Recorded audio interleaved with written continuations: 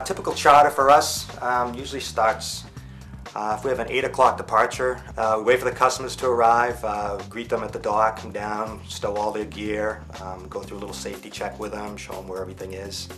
And then basically in June, July, we'll head out offshore for a little bit first, catch some live bait, mackerel, pollock, some herring if we can get them. And then bring those back to the river and live line them for the bass. Typically we have anywhere between 2 and 6 passengers on board on any given trip.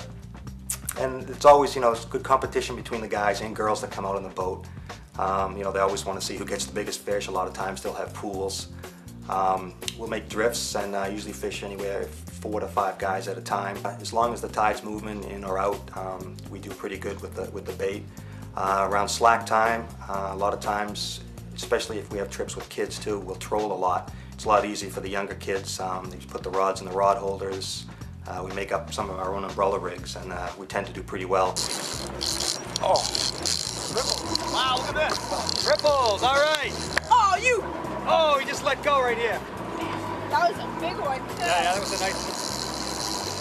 We gotta go in. Later in the season, we'll head a little deeper water and chunk the bass up, and of course the bluefish.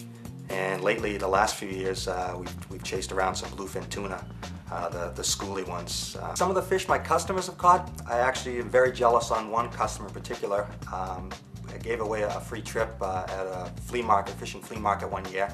A guy and his son came up, 16-year-old boy, had never been saltwater fishing in his life. 20 minutes into the trip, we were trolling because it was a slack tide. The rod bent over, I thought he had the bottom.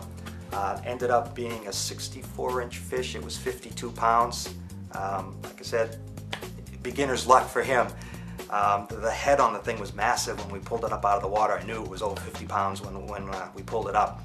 And I mean, the kid had a smile from ear to ear. And of course, how do you top that? 15 minutes into a 4-hour trip, we've got a trophy. Everything after that was small. I actually have a guarantee on my boat that if you don't catch fish, your next trip's free. And like I said, I've been doing it about 20 years now, 12 years full-time in the summer, and I've given away 5 trips.